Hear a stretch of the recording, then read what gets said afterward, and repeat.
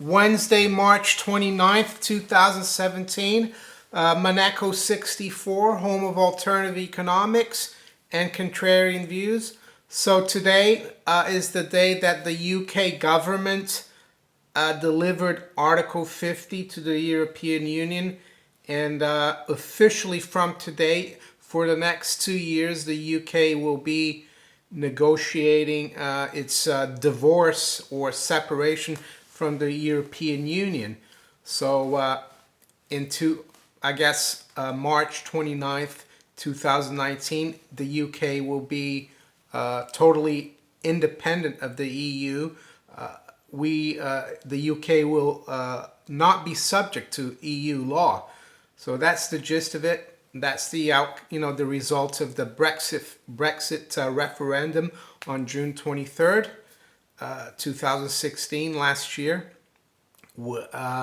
And so, living in the UK, I'll tell you a little bit my story. I came here in 1992, and I had a Italian passport, so I was eligible to live and work here, being part of the EU.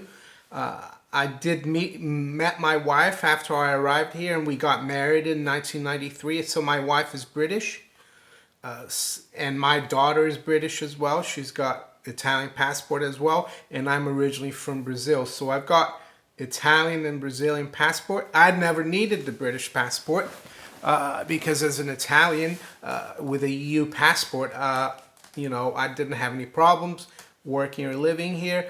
I don't know what's going to happen with the Brexit, with EU residents in the UK, or UK residents in the EU. So I've never, thought I needed to apply for British naturalization and the British passport, but I've done it. I've sent away all the forms actually earlier this week. I've been married to my wife for 23 years, so hopefully, I'll also get a British passport. And am I upset that the UK is going to leave the EU? No, I'm not. Because one of the reasons I came to live here is because I like the UK the way it is, and I took advantage of having the Italian passport. But if things are going to change, you have to adapt and change, and that's what you have to do. And one thing that I hope happens to the UK, once we're out of the EU, is that we become a more, that the government in the UK shrinks and becomes smaller. Give power back to the individual. Wean people off the welfare state. I know the welfare state is a big part of the West. Europe, the UK, even in the US, you had the welfare state, I guess, since the 1930s with the New Deal. But in my opinion, it's gonna have to change because we can't afford it anymore. 30, 40 years ago, maybe we could afford the welfare state. But now, with all the demographics are not propitious to a welfare state. There's not enough people out there working to pay for the people who are retiring, and the money that we've paid into retirement, be it in the US, in the UK, that money hasn't been put aside for us. That money's been spent. So I'm not saying that pensioners or retirees don't deserve a state pension once they retire, because I agree, you've paid into it, I've paid into it, but it's been mismanaged, the money's been spent elsewhere, and the younger people, who are fewer now, they have to pay for it. So it's a big mess. Yeah, I hope the UK takes this as an opportunity to change things for the better. The UK doesn't need the EU to do well in the world.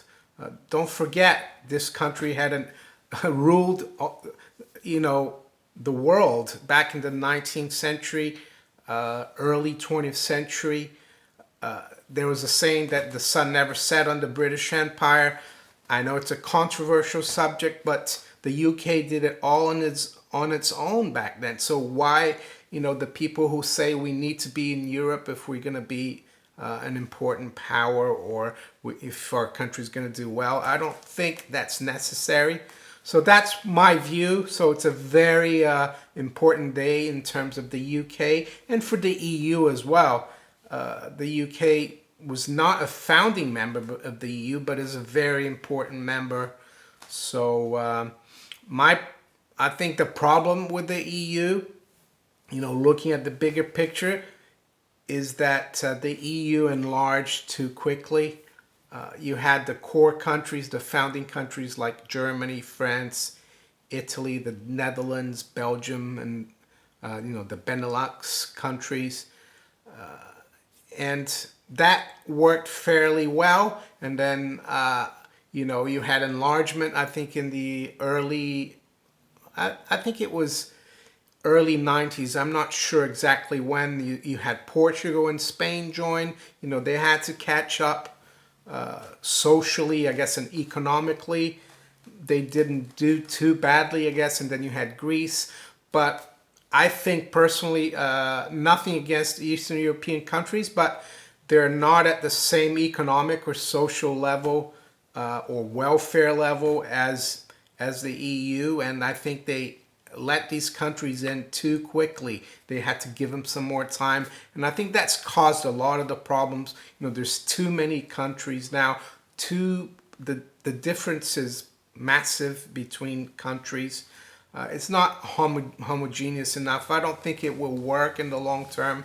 The European Union, it's a bit like the old Soviet Union, all these different republics. What else? Yeah, one example of,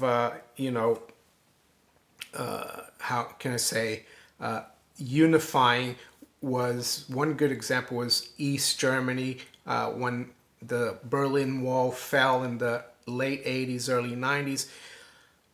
East Germany reunified with West Germany and became, Germany now.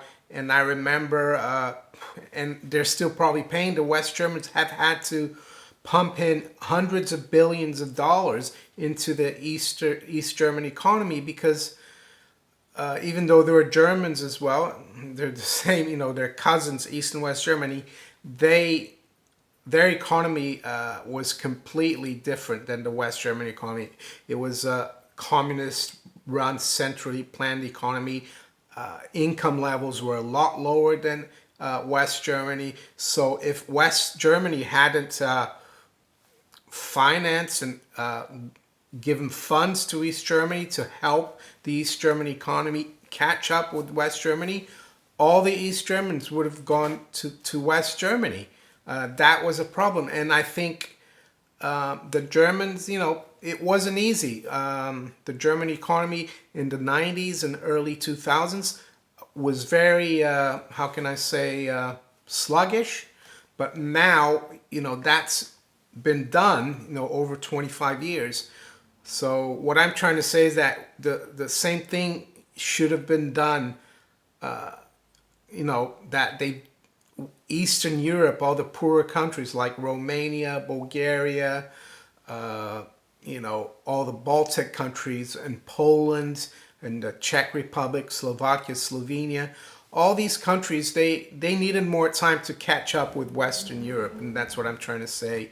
And they didn't do it the right way, and I think that's why the European Union project is not working. The Euro project as well is flawed. A single currency with no central fiscal authority, that doesn't work. So I'm glad that the UK will leave the EU, and I'm not sure what will happen with the EU. A lot of people think it's going to disintegrate. We'll have to see. In terms of the markets today, it's been an interesting day for the precious metals, even though gold hasn't managed to get back, make new highs for the year above 1260. We are actually at 1253 right now, up $1.50, and that's despite the dollar being fairly firm against the euro and the pound. The dollar is a little weaker against the yen. So despite dollars fairly strong dollar, gold's doing well. Silver is still doing fairly well. It's managed to hold $18 and it's now at 18.20. It's around 6:45 p.m. London or 1:45 p.m. New York. COMEX has closed already. The main session, it's still trading on Project A or Globex. So the Dow is down 44, S&P up 2 points. Stock market still very difficult to understand in my opinion. Yeah, that's what I wanted to talk about. The Brexit vote and the European Union and what I thought about it. Yeah. So if you enjoyed this video, please give me a thumbs up, share it far and wide, and if you haven't subscribed to my channel yet, please do. And if you'd like to donate to the channel, there's some links below in the description, and I'll talk to you later. Bye.